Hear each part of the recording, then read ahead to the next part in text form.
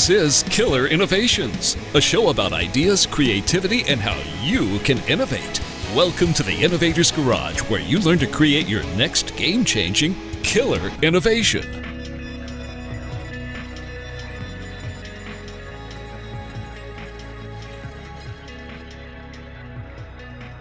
Welcome to Killer Innovations. I'm your host, Phil McKinney. We are back here in the studio.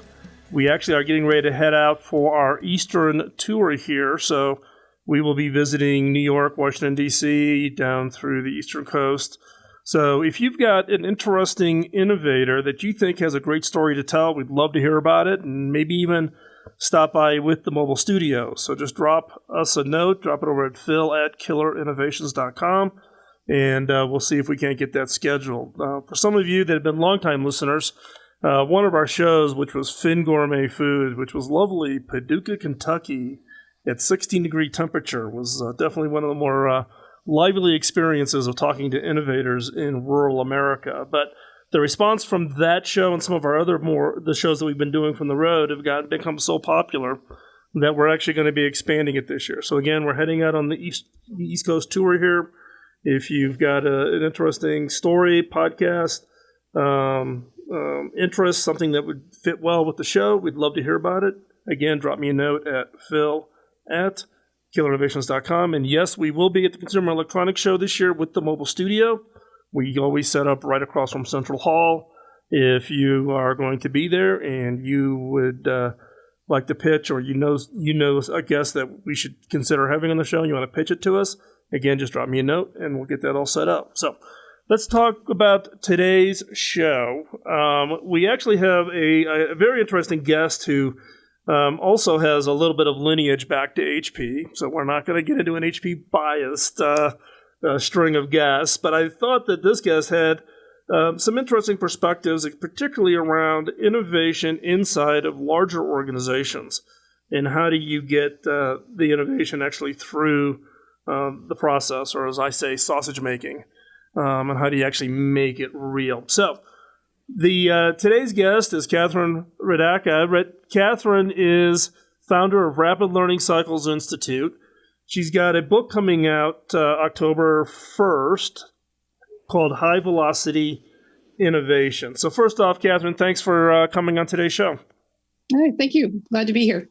So one of the things we were talking about before we started the show was around the challenges of innovation inside of larger organizations. You were at HP, I was at HP. Albeit we didn't overlap. You actually were, well, I guess you were a little bit, but you were in... About a couple of years, yeah. By a couple of years. Completely different areas. Totally, completely different areas. But the challenge inside of an organization, such as... inside of HP, who everybody thinks of as like, well, why did I have to create the Innovation Program Office? Doesn't HP naturally just highly innovative? And I'm like, well, every organization faces the challenge. It really also doesn't matter whether you're big or large. But part of the challenge, and I think you've kind of put the finger on the pulse of the problem, though, is around how do you create and do that within those large organizations. Before we jump in, though, albeit I shared it, you're from HP, but give us a little bit more background on you. Introduce yourself to the guests of the show. Okay. So as you mentioned, I was at Hewlett-Packard and started my career there, really. I had a few other jobs before that, but I really feel like I got my feet underneath me in the innovation space when I joined HP. And a key part of that was the time I spent at the eServices Inside Lab, which was a corporate group sponsored directly by Carly Fiorina and her executive team, to help drive the strategy of eServices, which were you can think of them as an early form of the API frameworks that drive things like Zapier and If This Then That, those kinds of tools. And the difficulties we had with actually doing anything with the discoveries we were making in that area, because there wasn't a lot of pull from the business for these kinds of things. They were being told they needed to do it. They were being told that e-services were a key part of the strategy. But when it came time to actually make the connection between the work that we were doing in the labs and the things that they needed in order to deliver on e-services, say for the printing business, those connections were very difficult to make and ended up with that group being very short-lived and not really generating much value for HP for the time all the hard work we put into it. And I got very frustrated with that. I'm a kind of person, I like to see my ideas go out into the world. I like to see my visions for the products that I'm working on realized out there. And so I ended up going back to the printer division and working there basically to help programs in the printer group. While I was there in 2004, we brought in a person from the University of Michigan, a guy named Dr. Alan Ward, who had done research into the product development practices at Toyota. And I got very interested in that. It seemed to go very well with work that I had done in the Agile space. And I ended up eventually leaving HP in 2005 to basically take Alan's work out into the world and get it. And Alan had died tragically in an accident in 2004. And so I decided I wanted to carry on his legacy. And so from about 2005 to about 2010, if you'd asked me what I was doing, I would say I'm a lean product development consultant, kind of in the lineage of Alan Ward. And then I realized that, again, that frustration of, oh, we're doing all this stuff and it's not really generating the results we're looking for, and really digging in and saying, why is that? Why are these things not working? And then in 2010, about 2012, I had the opportunity to work with 4 companies simultaneously. Those companies were Whirlpool and Steelcase in the United States, and Novozymes and Novo Nordisk in Denmark. Novozymes is biotech and Novo Nordisk is a pharmaceutical company. And they all approached me basically with the same problem, which is the fuzzy front end is difficult. We're not getting the results we want from that. We're having difficulty moving our innovations into the business. Can we use some ideas from Lean and Agile to help with that? And as I went around from company to company, kind of during that time, we would run an experiment in one of the businesses and then see how that worked and then improve on it in the next business. And by the end of that time, we had all converged on what we call the Rapid Learning Cycles Framework, which is at the center of high velocity innovation. And since about 2012, that's what I've been doing. And I've been doing it because it works. I've been doing it because when we go into companies and we are able to generate pull for innovation, by the processes and tools and putting the right people in the room. And then, as we begin to generate that pull for innovation, it creates new strategic opportunities for the companies, and it helps them, figure out where they can expand into new markets. And so it's been a really, really good thing for those companies. And the book High Velocity Innovation tells the stories of some of those companies. So the challenge is, within inside any kind of a large organization, is this challenge of, what I refer to as the catching of the innovation, right? So, when I've been out talking to large organizations, in fact, I've just been doing a bunch of pro bono work for the U.S. Marine Corps at Quantico on how do you innovate the U.S. government. And part of it is you got people who are really creative, right? And you got teams that are doing some great stuff, but it's how do you align with the catching side of the organization that actually turns into it and makes it real? I guess in your case, you really talk about it as creating the pull for the innovation. Yeah, exactly. And so that's what we need to do, not just in a large organization, but any organization that wants to be innovative, is there's got to be pull for that innovation that starts at the strategic level. It's got to be important to the company. So, for example, I was visiting a company, Gallagher. Gallagher is based in New Zealand, and they have the strategic imperative of relentless innovation. And because they have that strategic imperative, the entire organization, from the people that you would think of as innovators, kind of running things like innovation teams, all the way through to the people responsible for putting these products into production, they all understand the need for innovation. They all understand its importance to the company. And they all understand why it's important that they contribute to that. And so what that does is it creates pull for the ideas that may start in, say, a lab setting or an innovation setting, all the way through to execution. That makes the execution go a lot easier. Well, I think in some of those kinds of organizations which have tried to put innovation as kind of a cornerstone or a foundational piece to their overall existence, you still, though, inside of an organization, even when they have that as kind of as a mission, you still run into what I call the innovation antibodies, right? Mm-hmm. Whether the CFO with the financial constraints, like, love to do that project, but we don't have $2 billion of cash laying around, or the general counsel can't do that. There's legal restrictions, those kinds of things. So, have you seen that yourself? Because I think a lot of people have this perception that you can just create a highly innovative organization where everybody's an innovator, right? But you have some people who are the highly creative innovation type. You've got the execution side, and you have certain corporate roles where people are responsible to manage things like risk and those kinds of things. We're going to take a quick commercial break. When we come back, we're going to continue our conversation with Catherine Radica and talking about high velocity innovation, the work that went into her new book coming out October 1st. And don't go anywhere. We'll be right back. This is Killer Innovations on the BizTalk Radio Network.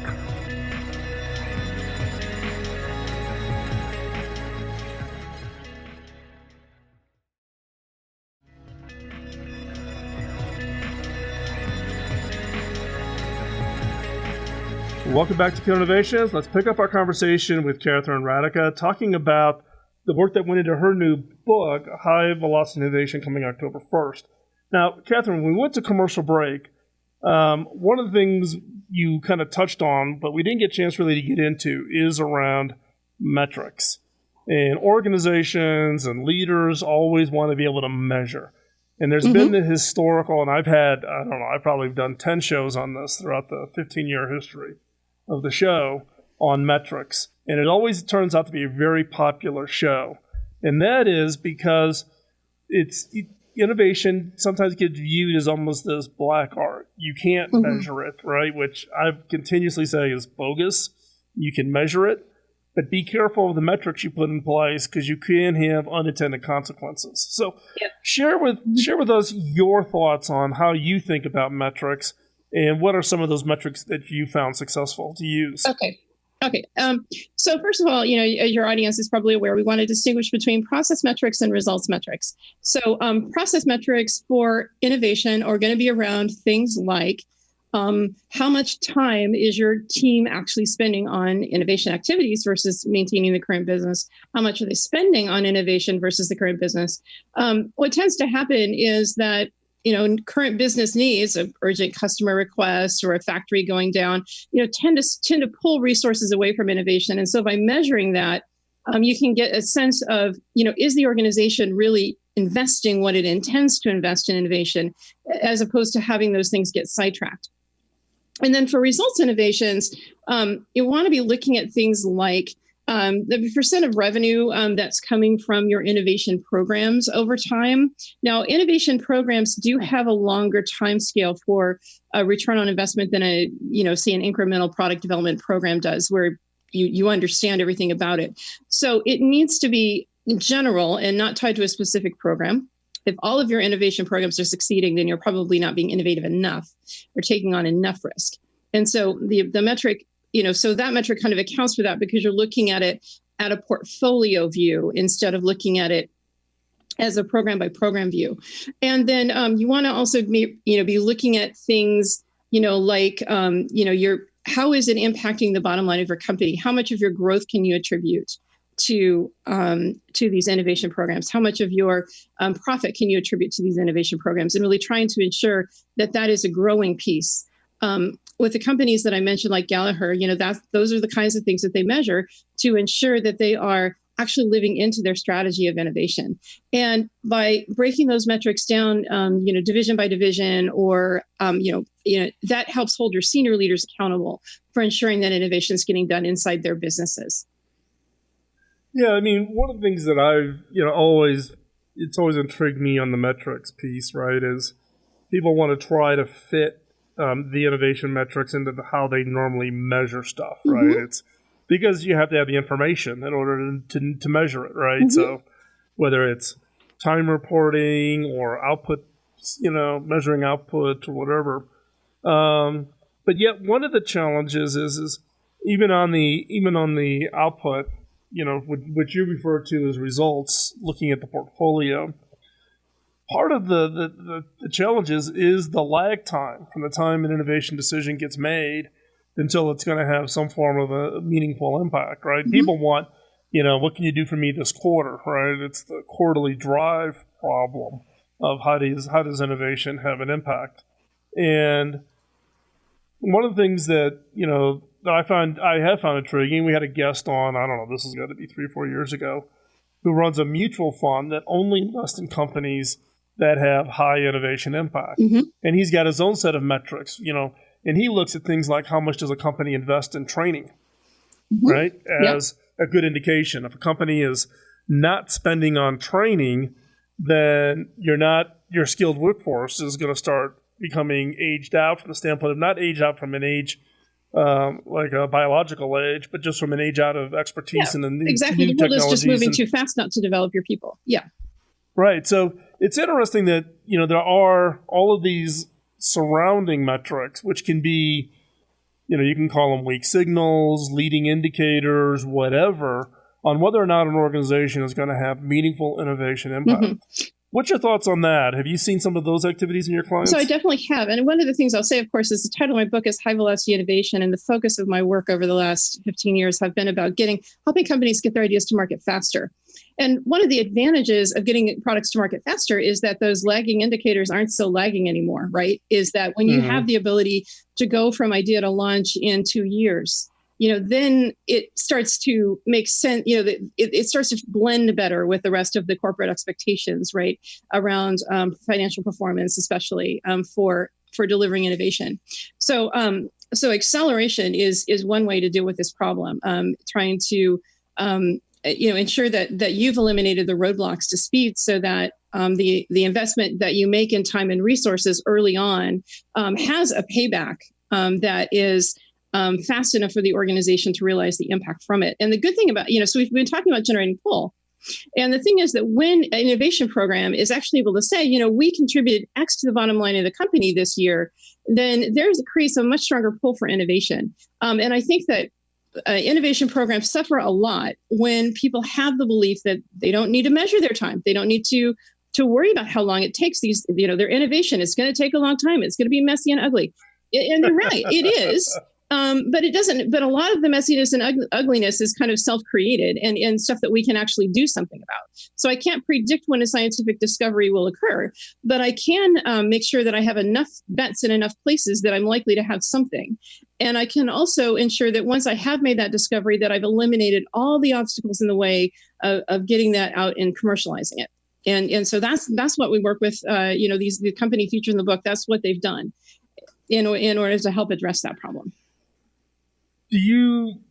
Are you of the belief, though, that the length of time of what you classify as high velocity varies by industry? So some industries, like building laptops, it's basically 10 months from the time you come up with the idea until the laptop's on the shelf. Same thing for a printer, those kinds of things. Versus and then there's pharmaceutical or heavy manufacturing. Exactly, and then there's seasonality effects. Like there are only certain market windows when you can put innovations into the market, and your consumers are there to pay attention. I mean, so all of those things are absolutely true. What we want to do is, and I have also worked in some areas that have very notoriously long lead times for innovation, such as pharma. And what we want to do in that space is to ensure that we're not putting roadblocks in our own way. So in pharma, for example, the failure rate in clinical trials is notoriously bad. And the clinical trials are expensive and they take a long time. So when we're working with pharma companies, what we're working on is how can we ensure that if it's going to fail, that it fails long before it reaches the clinical trial phase. Perfect. So we got to take a quick commercial break. When we come back, we'll pick up this conversation really talking about how to do that fail fast piece, because that's key to not having the distraction factor in the entire flow for the innovation. So we'll be right back after this quick commercial break. We'll continue our conversation with Catherine Radica, and don't go anywhere. We'll be right back.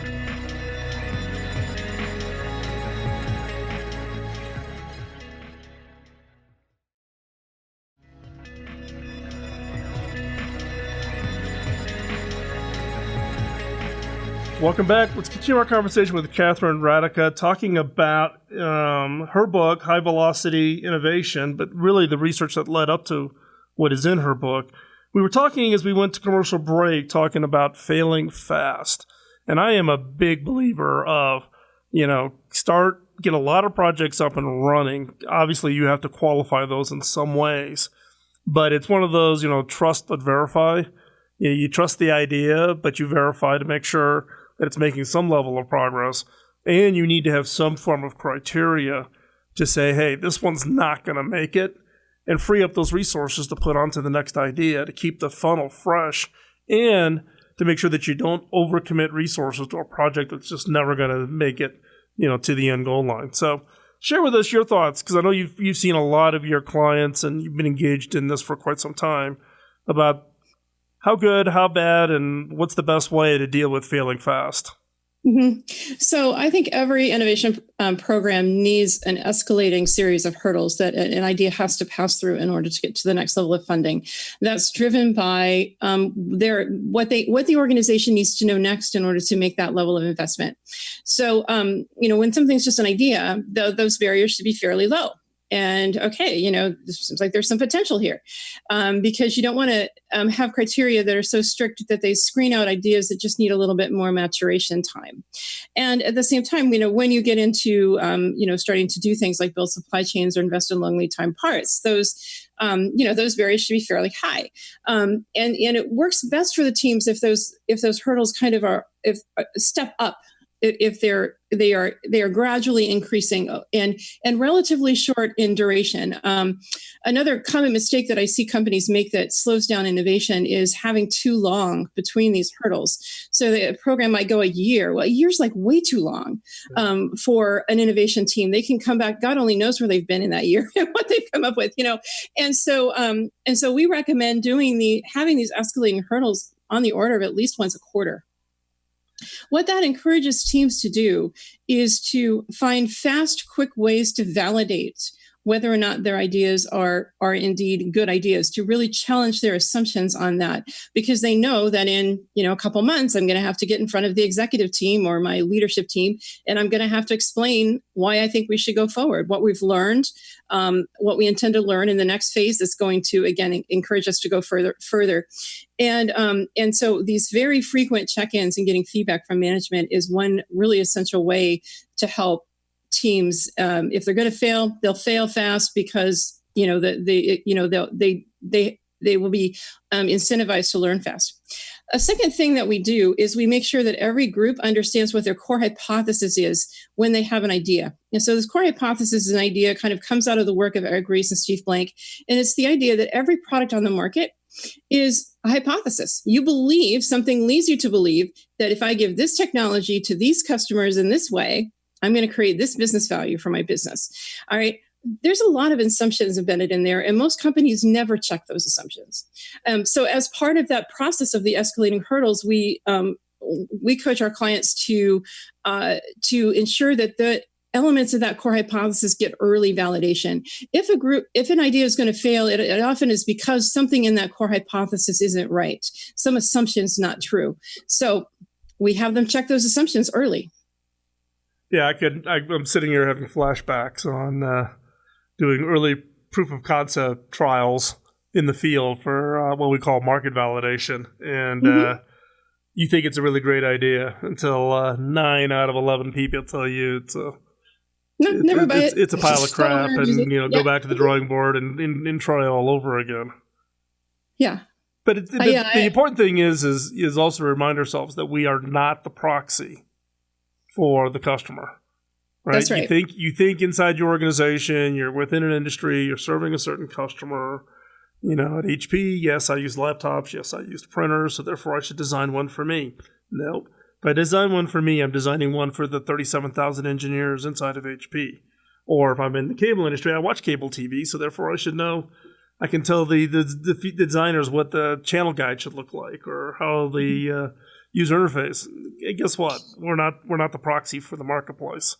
That's right. I worked with a playground equipment company, and even their children played with playground equipment differently because their parents worked at a company that made playground equipment. So they couldn't even be designed for their own children. And of course, there's another challenge too, though, which is that when you're doing something truly visionary, a lot of times customers can't really tell you what they want.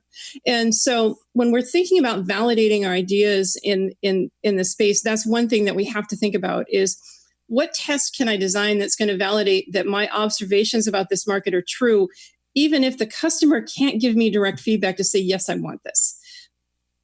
Well, and it falls right into the whole challenge of customers never really being a good source of the ideas for those real breakthroughs. And so you do have to apply, some level of forecasting as to what the customer may need, and then actually tell the story so that the customer can see themselves in that story.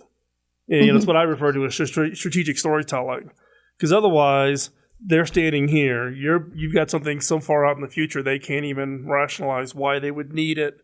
But the story I always tell is my mom. My mom would never have been the customer to say, "Design me a microwave."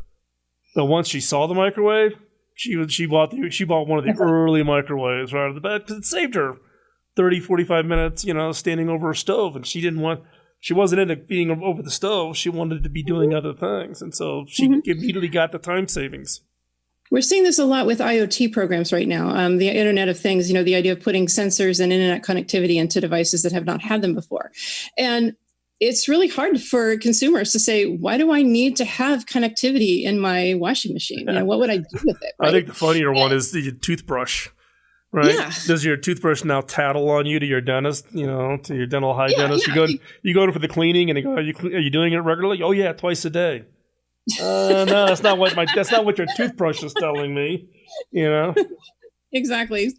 Yes. And so you have to ask yourself, is really the real consumer, the insurance company there? And so anyway, but that's part of the thing is like, okay, so you need to be visionary and say, okay, we're going to put this internet connectivity in this toothbrush because actually it is kind of good for your dentist to know how effectively you're cleaning your teeth, or maybe, or for you to maybe get some real time coaching from the company about, the areas of the mouth that you're getting and not getting, right? But a consumer is never going to tell you they want that. But what you can do is you can say, okay, for this use case that I've developed for this product, that is a use case that was not even possible until these technological advances that we've had. What is the consumer benefit? What is and is that benefit something that they care about? How are they getting that benefit met today? And to begin to try to get at that, try to find those compelling use cases that are going to drive the adoption of that technology. Yeah, well, it's interesting, right? I've been involved in podcasting since the very early days, right? Well, Gimlet Media, one of the big podcast producers, produces a podcast called Chompers, and it's aimed at kids. And it's a daily episode, 2 minutes long, for your kids to listen while they're brushing their teeth, right? So it's an alternative way to deal, right? Just to say that there's never, don't get enamored with the idea that there's a single path to the solution.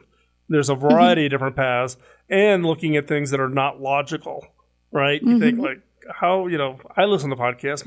My grandkids, in my case, don't listen to podcasts. Well, they do. They listen to Chompers. My grandkids love Chompers. Play it so they can brush their teeth, and they brush. And the rule is they got to brush the entire 2 minutes while they're listening to the show. But there are all these alternative ways.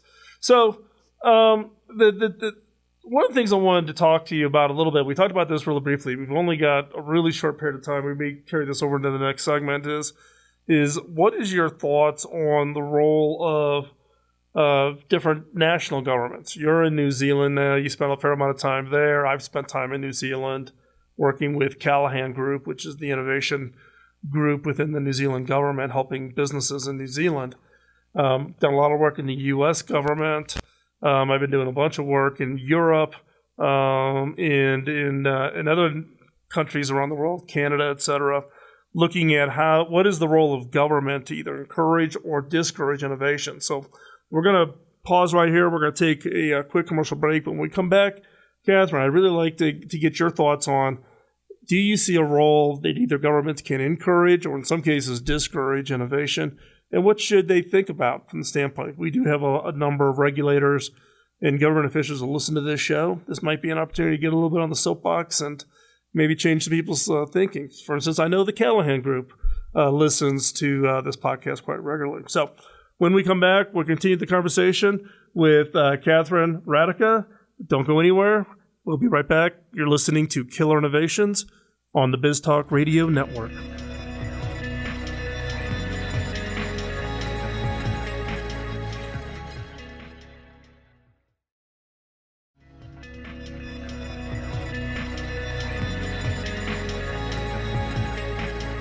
Welcome back. Hey, Catherine, we were talking at the break about, or at least I was posing the question, and I gave you the commercial break to think about it here a little bit around what is the role of either encouraging or discouraging innovation? Because I've seen it vary so much. I do a lot of work here in the U.S., Canada, Europe. I've been doing a bunch of work with Callaghan in New Zealand. I worked with the Australian government. I worked with Beijing. And it varies widely. What's been your experience of where governments can either encourage or discourage, and what should they be thinking about? So it all goes back again to generating pull. And just funding innovation, just providing grants and things, that's kind of a push. It's a push because you're pushing money onto a company. They don't really know, a lot of them, what they're going to do with it. A lot of that money ends up going to waste. But there are ways that government agencies can create pull for innovation. And one of the key things that they can do is just make sure that they're providing lots of opportunities for companies to connect with each other, even generating a little bit of healthy competition around innovation by giving them lots of opportunities to talk about their innovation, especially in peer groups that don't have competitors, so that they feel safe talking about the real stuff they're working on and not just the stuff their PR departments will allow them to talk about, right? and getting together and really networking. So Callaghan Innovation is another group that I've also had some work with in here in New Zealand. And I think that one of the really good things that they do is that when they do provide funding for innovation, there's a lot of accountability to go with it, that they ensure that the groups are actually getting their regular reviews, there's technical milestones that they need to be hitting, that there's that it's not money that's just being pushed in a grant form and come back to us in a year, that there's more direct engagement than that. And I think that that's if you're going to give a grant to an organization, the money's helpful, but it's not going to be nearly as helpful as the accountability that you provide to say, yes, we're giving you this money and the expectation that you're going to be doing it, to be innovative. So let's talk about specifically what that means. And then let's get together every quarter and talk about what, how well you're doing against that. Again, it comes back to the accountability that creates the pull. Yeah. And one of the things I found with Callaghan, though, correct me if I'm wrong, though, at least, I've hosted a number of companies that were very active with Callaghan in New Zealand. They've come to the U.S. They stop by for a visit or whatever. Is that Callaghan also helps connect them with the markets. So it isn't just drop the money and coach you and mentor you, but they actually get to the other side to actually help try to create what you would call, I guess, pull. Mm-hmm. That's right. And helping to connect, especially the smaller businesses to markets that they wouldn't easily have access to on their own, helping them connect with, people in related industries. Mm-hmm. Again, sometimes small companies have difficulty getting some of the big guys to pay attention to them. And that's something that a government agency can help with, is say, we've got this company that we want to help connect and make sure that those connections happen. Yeah, that I get all the time. Everybody wants the magic Rolodex to crack the code at HP or somebody else, right? They'll want the introductions to the big guys. Mm-hmm. As we wrap up the show, one of the questions I always like to ask people about is what are you curious about now? I mean, you've been involved with a lot of industries. You've got I know what it's like to be an author. You get on the other side of the book. The book's about to launch. You're kind of taking a little bit of a pause breath, right? What are you curious about now? What's kind of piquing your curiosity? So the thing that I heard over and over again when I interviewed the companies for the book is how the high velocity innovation practices had given them confidence to invest in riskier ideas, in more out there ideas, because they had the confidence that they had a working process for screening those ideas and getting them out. And so that is really, I think, going to be my next area of focus, is talking about, now that you have this increased confidence, what are you going to do with it? And looking at things like platforms and product families and how that fits into innovation. People often think about the first product. What happens after that? Yeah, exactly. And that tends to, you got to be careful about not becoming overconfident, right? So, past performance is not a predictor of future success, right? So it's also about, making sure that you don't overreach at the same time. But, taking risk and risk management is an area that's underappreciated, I guess. understood when it comes to innovation, I guess. And that's the thing that they've said over and over again, is that they now knew how to take an idea that would be way too risky for them in the past and figure out how to manage that risk by eliminating the uncertainty. And because they knew that they had strong relations with their business partners downstream, they knew if it came up with something, they could commercialize it. And that gave them the confidence to push the boundaries of their technologies even further. Perfect. So, hey, Catherine, I want to extend my appreciation for you taking the time. I know it's a crazy hour in New Zealand for you to connect in to be part of today's show, so I greatly appreciate that. If the listeners want to keep track of what you're up to, what's the best place for where they can follow you? The best place is highvelocityinnovation.com.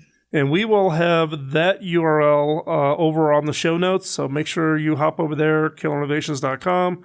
And we'll have Catherine's contact information over there so that you can find her. And also check out the book, High Velocity Innovation. It's coming, it'll be launched October 1st, so you want to check that out.